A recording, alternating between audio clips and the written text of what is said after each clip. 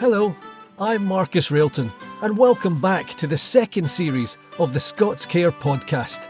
ScotsCare is the only charity dedicated to helping disadvantaged Scots in London through a range of support, including financial grants, advocacy, counselling and sheltered housing for older Scots, job coaching, social events, befriending, and support for children and families. The charity's been running for 400 years to help break the cycle of poverty experienced by some Scots.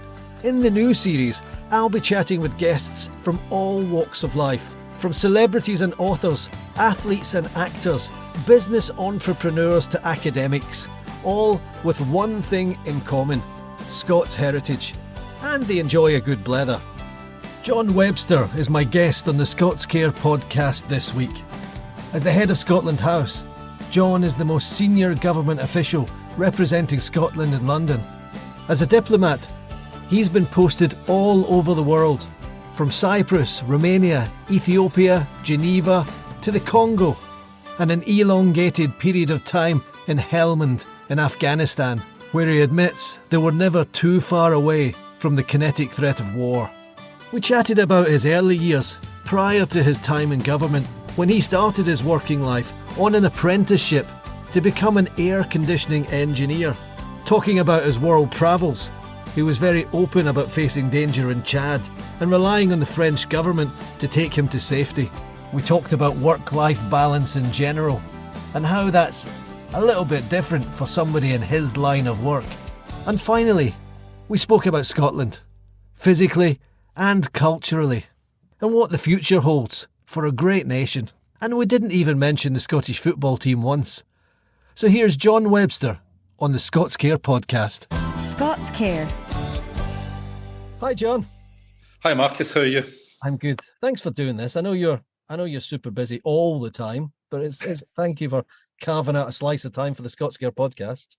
No, it's a pleasure. It's a pleasure. I'm actually up in Glasgow at the moment, so I'm visiting home this weekend, and I've got a lot of business in Glasgow and Edinburgh next week. So it's nice to have a wee change of scenery from London.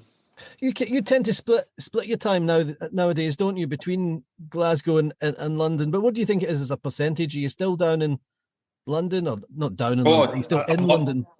I'm London-based, Marcus. So I think it's about a 70-30 split, whereby I work in London, spend maybe 2 or 3 weekends a month in London, and then try and get some time back up in Scotland to see family. So it's majority of my time's in London. When we talk about Scotland, you're Glasgow, same as me. I was born and brought up in Clydebank, and you were born and brought up in Partick in the West End of Glasgow, which I moved to when I was a bit older. What was your childhood like, John? Was it standard? Is it were you an average kid running about the streets of Partick? I think so, Mark. I mean, I guess your experience is always limited to your own horizons. So it felt normal for me. I came from a working class background. My father was an electrician. My mother didn't work when I was a kid, as was, I think, the norm back then. Grew up in Thornwood in Partick. Went to state schools, Thornwood Primary, and then a state secondary school. Didn't go to university, but did all the normal things that you do in Glasgow, which is basically football, and football. One of the questions that I wanted to ask is, we're roughly the same age, and I grew up in Clydebank. My dad was a driving instructor. My mum was a secretary, so it was a kind of working class background that I came from. And then, so you didn't go to university, but you went into the diplomatic service, which seems like maybe it's just me, John, but it seems like a real left field choice for a boy brought up kicking around Thornwood and Partick, rather than going, I'm going to follow my dad into a trade or do something else. I mean, how did that come about? Well, I did follow my dad into a trade.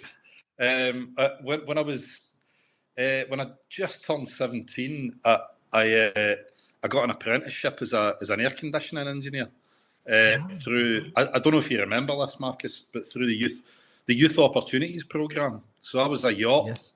Yeah. or was it the YTS? I can never quite remember. It was one of those yacht or YTS schemes. One came before the other, with a company called McQueen Air Conditioning, who were based down in Yoker, down near the old Albion Motors plant. Yeah, I know exactly where they are. Yeah. Yeah, I did that for 2 or 3 years. Served my time as a air conditioner apprentice. It took me all over the north of the UK. It was out on the road, so I was working up in the north of Scotland one week, down in Newcastle the next week, and it was great. You know, I thoroughly enjoyed it. But I had this kind of yearning to travel. I wanted to kind of put together some cash and go away.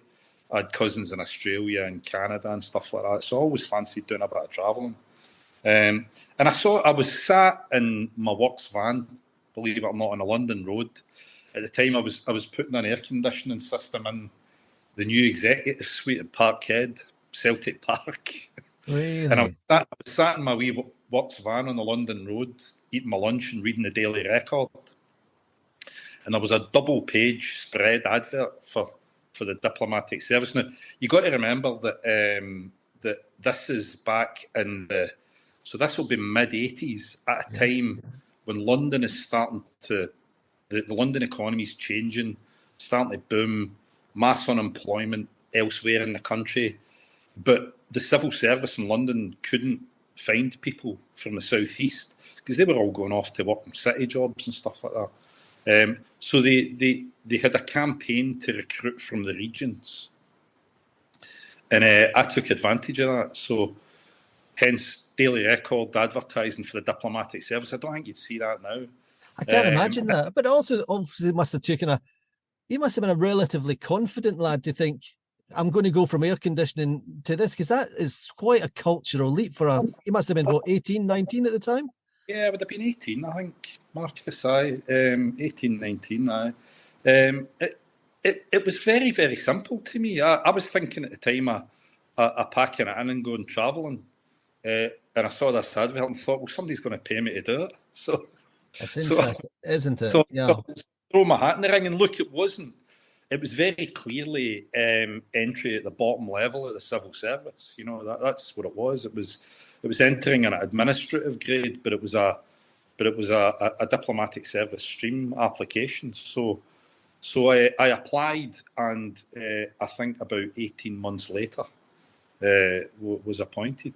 It took about 18 months to almost a couple of years back then, by the time you go through various interviews, assessment centres, and a vetting process, which back in those days took the guts of a year. Well, there was, back in those days, that was before mobile phones, before social media, so I expect we were all a little less visible as well then, which was probably a good thing. A little less visible, and I guess a government that had more to spend on issues like personnel security and had big departments that did it, so that generated activity itself. But this was a couple of ex-Metropolitan Police coppers who looked into your background and came and interviewed your family and your. I shudder to think they actually came and did an hour-long interview with two of my mates from Glasgow, my next-door neighbours.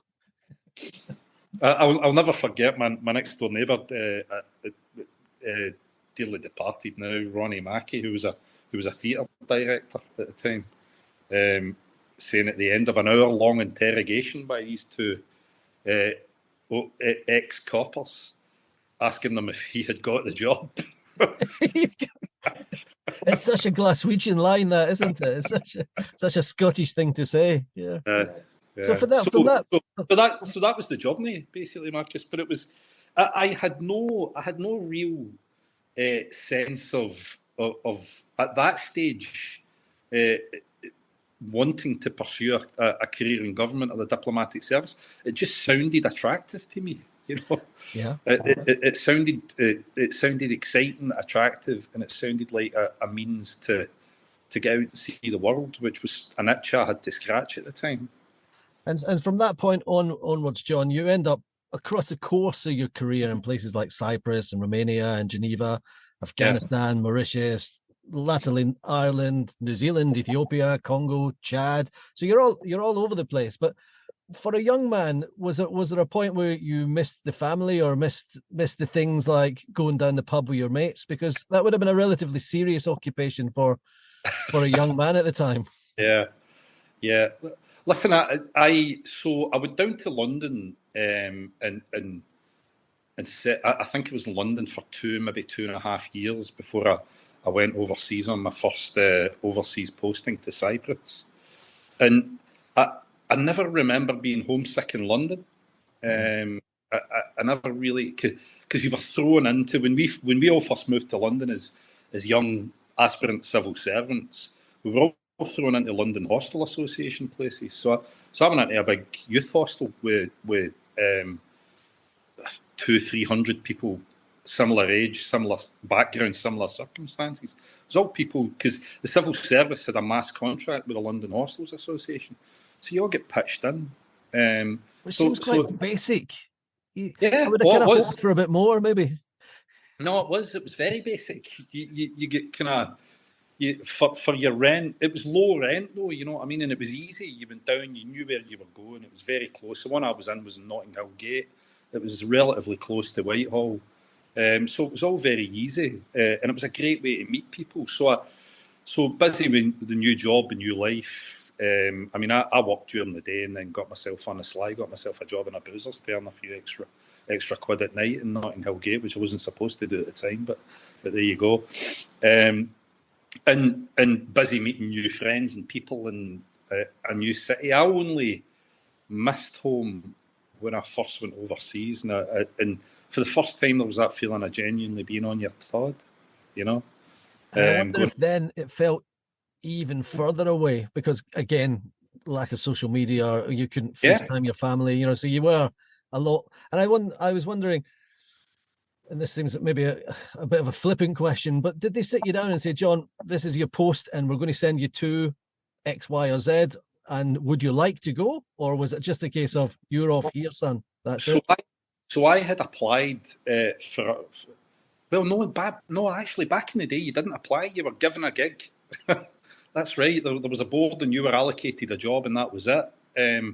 You kind of knew what you were being considered for, and the Cyprus job came up at very short notice for a very specific set of circumstances. The lad that was doing it at the time had to leave early, and they asked me if I would go to Cyprus, and I said, of course, yes, because it seemed like a nice place to go at the time, and it was. It was a lovely place to be. But yeah, it was. I mean, travel was very different in those days. You know, it's pre kind of mass mobile phones, pre internet, really, to any degree that we would recognise or understand it now. So communications were much more. I mean, I was still writing letters. Yeah. Still writing letters back home, and having them sent through the diplomatic bag and getting letters back from people. There was no satellite TV, wasn't a thing back then. So I remember on a Saturday afternoon there was a social club in the UK High Commission in Nicosia, and you used to go around the social club for a few pints and listen to World Service coverage of the Saturday afternoon football. You couldn't watch it. There was no means to watch it, and that was kind of highlight of the week stuff, you know. So it was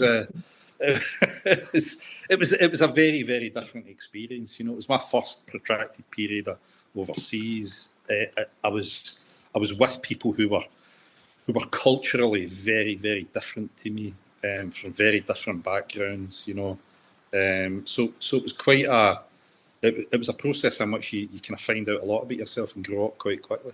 I'll bet. And so Cyprus is obviously, you said Cyprus is a beautiful place, and you went there and it was all right. But can I ask you, if you don't mind, you spent 18 months in Afghanistan. What was life like in Afghanistan for you? Because I suspect that wasn't all roses. Yeah, I mean, I was a boy when I went to Cyprus. I was a man when I went to Afghanistan, and I knew a lot more about myself. And it was a line of work that I had kind of specialised in. So I spent a long time doing what we call, it's a term of art, multilateral work, which is you're working in big international organisations. So working in multinational contexts. Through that, I got into the business of working on humanitarian relief, humanitarian policy. Did a lot of work around fragile states. Had been to several on missions, so Chad, Congo, places like that. So the thought of going to a kind of active conflict zone was something that didn't faze me at the time. It's something I had experience of. That said, it was very different to anything I'd done before. It was a war. Yeah, you were in Helmand, weren't you? Is it Helmand you were in? I was in Helmand. You were never far from the kind of kinetic activity of war. In fact, very close. Did you feel in danger? Did you fear for your life at any point? Especially places, not just Afghanistan, but Congo and Chad are both dangerous places. The closest shave I had was probably in Chad when, I was caught up in an evacuation from Chad during one of the regular incursions, coups.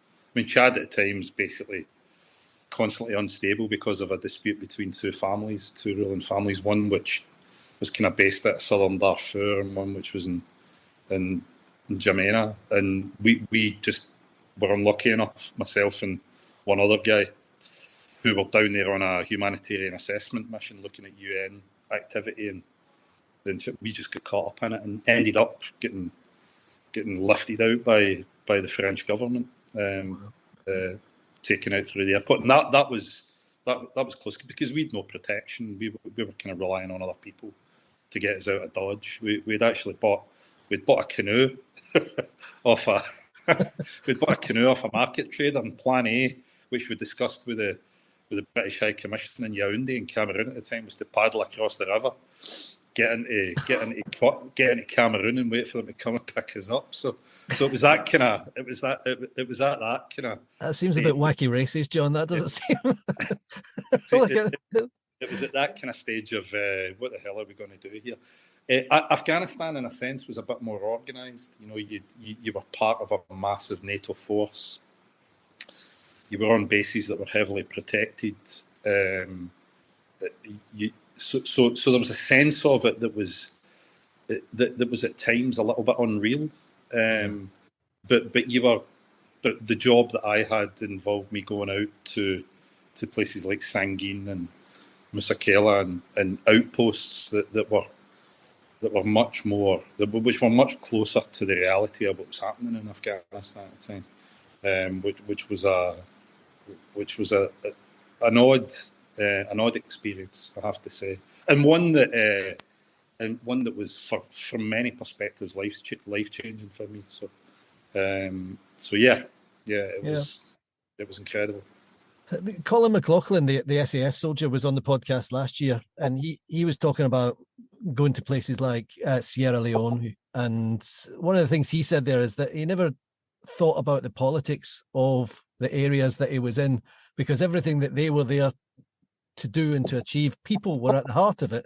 And that's kind of sounds like your role in a lot of these places where you're not kicking down doors like he was, but it's not so much the politics, it's about the people and the humanitarian aid that you can offer. Yeah, so in the jobs that I was doing with DFID, which is our big aid agency, aid government department rather, that was very much a job that was about leading our policy, in particular towards the agencies that we funded to deliver life-saving aid to people. So there was a real clear direction, purpose, output that you could see from that work, which was very rewarding. The work that I did in Afghanistan was very different. So I was a senior advisor, seconded in effect to NATO as part of a large provincial team that was the civilian part of the NATO effort. And so building relations with the local government there, the Helmandi administration, with tribal leadership structures, and giving advice up through the civilian part of the NATO chain on how best to deliver civilian effect alongside the military, which was an interesting process. Yeah, I'll bet. And extremely complex. I mean, look, I said it was a life-changing experience in many ways, but working in a multinational context, working in a civilian military context, and trying to use your capabilities to deliver influence in order to get what you think you're there to do done is an incredibly challenging process, but one that tests you to the limit. ScotsCare's team of volunteers are the pathway to direct services and support for Scots in London. We're always looking for more people to help reach Scots in need in the capital. If you've some time to give, why not join our ScotsCare community of volunteers? Email volunteering@scotscare.com to find out more. You know, these are exceptional things you're telling me about, and then you come home and you go back to the Thornwood pub and you're sitting there with your mates who are still electricians and engineers and air conditioning, and they're saying, oh, we had this terrible thing happen to us. And you're thinking, your life at this point must have changed unrecognisably from the people that you grew up with. Yeah, I mean, look, to be honest with you, Marcus, most of the people I grew up with, I lost touch with over the years. And the friends I've got are friends that I met probably during that first period in London back in the late 80s, early 90s. I've got very close friends that live in Glasgow, but again, some of them I've met later in life. But this is a real thing you're talking about, right? You go off, you do all sorts of weird and wonderful things. You see amazing places, and you come back and have to connect with people who haven't done those things. You know, I always felt the secret there was to not expect people to be impressed by it, to be honest with you, and to remember that what you do is no less impressive than what someone else does just because they've stayed in the same place. And actually not to assume that because you perceive these things to be really exciting and interesting that they should be to anyone else. You know, it's just making no assumptions, having no expectations, and not feeling entitled to having any more valid a worldview than anyone else just because you've been out and about. I think it's always the way I've just approached it. And you know what? Some people are interested, and it's good to talk about it at times. But by and large, people just want to talk about what they're doing, you know? Yeah. Where did you meet your wife? Was it on one of your trips? No, it was in London, mate, when I first moved down there. Okay. we met back. We met, but I was working in a pub, and we met. I served her in this pub, and we kind of started dating not long after that, and we've been together ever since. So that's 37 years. And what happened? What with your? I mean, you've got a daughter. She's 25, 26. So what was growing up like for her? Was she taken around the world with you and your wife, or did they? Yeah, I've got two daughters. I've got Heather, who'll be 26 this year, and Susanna, who'll be 22 this year. So yeah, I mean, look, for Susanna, maybe less so. She was young enough that by the time she got old enough to be wanting a kind of stable, rooted place with friends, we were kind of coming to the end of our journey and ended up in Ireland. First back in the UK. They weren't with me when I was in Afghanistan. They were back in. We'd got a house in Northamptonshire at the time, so they were living in a wee village outside Northampton. The eldest one, she was old enough, and I think the continual instability of it didn't sit well with her. In retrospect, she never liked the moving. She never liked the uprooting. I don't think she always found that a little bit unsettling.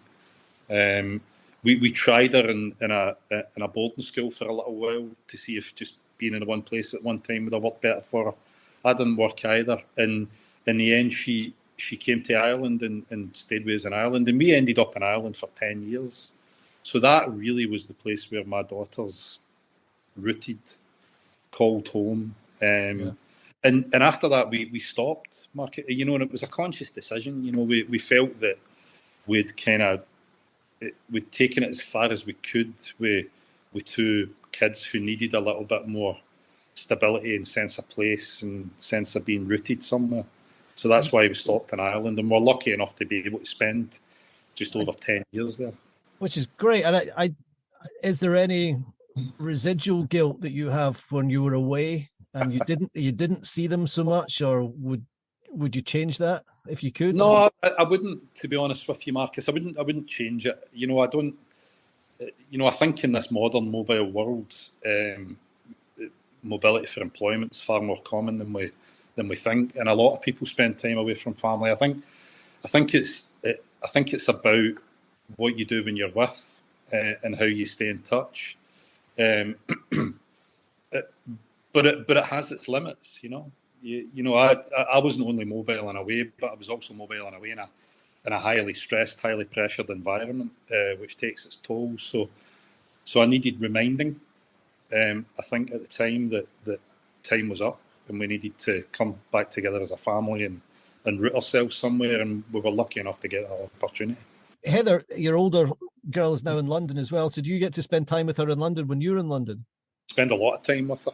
Yeah, I spend a lot of time with her, which is a great pleasure and a real privilege. I have friends who have kids who are a similar age to my Heather, who don't get to spend nearly as much time with her as I do, with them as I do. So yeah, I spend a lot of time with her, and we're very good pals, actually. Well, I think we are. Well, let me talk about Scotland House, because you're the head of Scotland House now, and this came up for you in the last, it was towards the end of COVID. I want to talk about that, but it's an important role for Scotland economically, diplomatically, finance, culture and media. You cover all these bases, and this obviously came to you as an opportunity. Did you still have the ambition, the ferocity to go, do you know what, this is another huge role for me, but I'm going to get my teeth into it? Or were you thinking, I might be, in my early 50s, could do with easing off the gas a bit? It's a really good question, actually. So the Scotland House London thing was hovering in the background for a while when I was in Ireland. The guy who was doing the job at the time, who's a pal of mine, had kind of kept on nudging me in the ribs, saying, you should be thinking about this when I leave. It kind of wasn't the plan, Marcus. The plan was always, when we're done in Ireland, we come back to Scotland and we set down roots. This is going to be the kind of forever place where we stay and stop and stop running around. I was then kind of really encouraged to apply for the role. I applied for another role, actually, in Scotland and didn't get selected for interview, but through the process of feedback was told there's another role that we think you're better fitted for. So I kind of had a chat with my wife, and she initially said, no, I don't want you to do it, but the deal was that we were coming back up to Scotland. Then about a week later, actually, she said, look, I'm being daft, I'm being selfish, of course you should go, it's a huge job. So I inquired, and the more I talked about it, the more I kind of talked myself into it, actually. And the more that people said, no, you absolutely should go for this. It's a great opportunity. The more I became convinced. So by the time I actually applied and told them I was up for it, I was totally convinced. Oh, that's good. I was bang up for it. If you're thinking about a job change, ScotsCare can help. We offer grants for Scots in London retraining for a new career or study for the qualifications they need. I wonder if your success, John, is your humanity, because not that I've met many diplomats. I've met a lot of governmental people. As a journalist, I've met a lot of people in government, and you don't come across as your standard governmental civil service type of employee. I would, if I didn't know you, and I had to guess what your occupation was, I'd never say, oh, he's head of Scotland House London.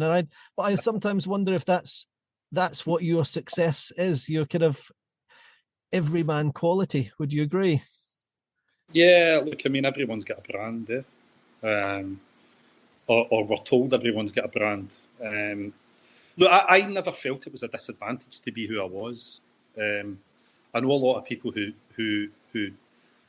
I think, spent far too much time trying to be someone else because they thought it would help them get on. The diplomatic service is a real bastion of the British establishment. It has been recently criticised in the media for its lack of socio-economic diversity and its structure. And I think it always did struggle with that. It was a place that attracted very high quality people from Russell Group universities, and there's nothing wrong with that. These are really good people who offer a lot. But it was not where I came from, and it was not the image that many people internationally had of the UK diplomatic service, which always prided itself as being one of the best in the world. So for me, being different was an advantage. I always felt, being a working class Scotsman, being who I was, I always felt it was authentic. Authenticity has always been really important to me, Marcus.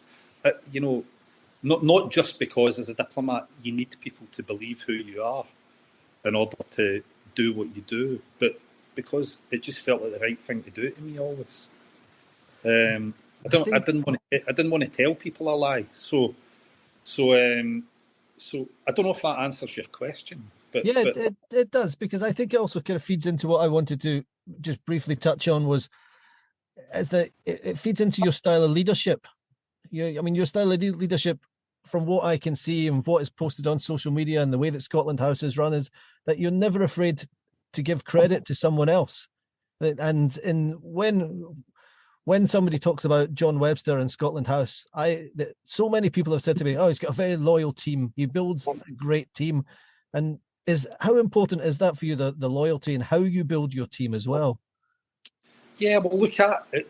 I mean, I think I've said to you before, Marcus, that post-pandemic, the real immediate priority in Scotland House London was to rebuild the team, was actually to recruit quite a few people and kind of forge a team ethos from a period that it all broke apart. They were all off doing other things. It wasn't what they thought they'd been recruited to do.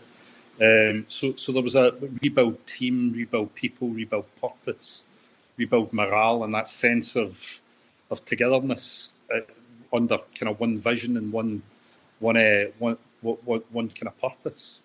And I love doing that.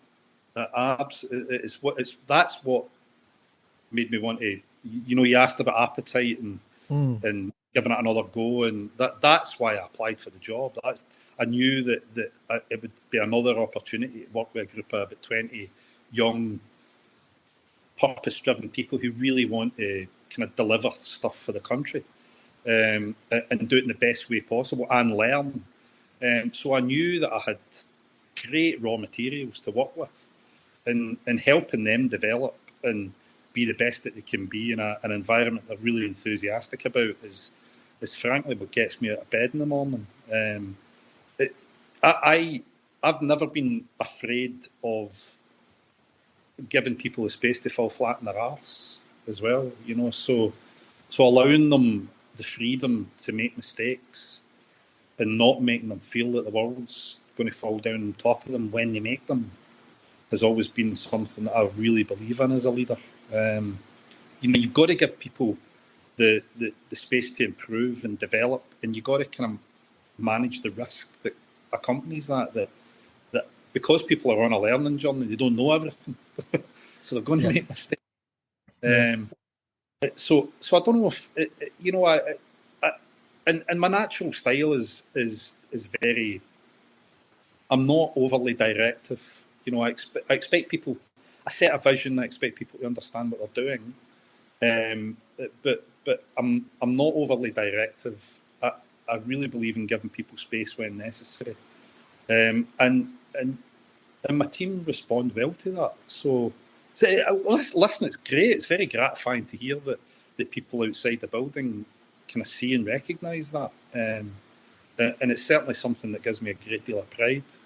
Well, one final point, I was thinking you're talking about vision there, and I think what I've enjoyed about the time that I spent at Scotland House and the functions that I've attended is that it allows people to see us, Scotland, and Scots as a kind of modern, multicultural, forward-facing, outward-looking country. Because sometimes where I've felt that Scotland, has been guilty of is kind of underselling our own culture, and that sometimes I think we can be a bit shortbread and tartan and Scotty Dugs, and I never get that feeling from anything that goes on at Scotland House. I get the feeling that your vision is to kind of reshape. I was going to say reframe the narrative. I hate that phrase, but kind of change the narrative slightly so that we are a space age modern country. Yeah. Look, I mean, again, it's good to hear that, Marcus, because there's purpose behind that. Look, the shortbread, shortbread's great. Whiskey's great. We've got a lot of really traditional aspects to our culture and our branding as a nation that are very, very strong, internationally recognised in different markets. We mustn't try and cast that aside. It's always been my view, though, that you have to understand the market you're in. You have to, while recognising the other, tell the story of who you are now, rather than allow it to be dominated by an imagined past, real or not. And we've got a really, really good story to tell. And I don't think we're a small country with limited resources, so it's limited the degree to which we can plough resource into it. But I think we can always do more to tell the story of, as you say, our space sector, our kind of cutting edge food and agri-technology, our really, really vibrant and very diverse young cultural scene. One of the proudest moments I had in the last 2 years was being down at Hammersmith to watch the young fathers blow the roof off the place in London, in Scottish accents, and thinking to myself that this is Scotland today. Yeah. These guys are who we are. This is the kind of story we want to be telling, and it's never comfortable. It's not comfortable for a lot of people. Some of the things that people like young fathers say about their upbringing and their background and their context in Scotland, but a vibrant, diverse, technologically advanced nation that has a lot to offer the world as a global citizen, but that is also very comfortable talking about the darker aspects of its past, is exactly the story I think we should be telling. And I think that's ultimately my job, is to get as many punters through the door, learning about Scotland, leaving the building with a good impression of Scotland, and want to buy what Scotland sells. That's the gig. And I think that mix is the best way to do that today. Well, John, I hope you keep telling the story for a wee bit longer. Yeah, you don't go up the road too soon. And thank you very much for joining us on the ScotsCare podcast today. No, listen, it was a pleasure, Marcus. I'm always happy to talk, and it's good to speak to you always. See you later. Taddy bye. Cheers, Marcus. Bye. ScotsCare, supporting Scots in need in London. You can make a real difference to our clients through a monthly donation of any amount. Simply visit scotscare.com and click donate to get started.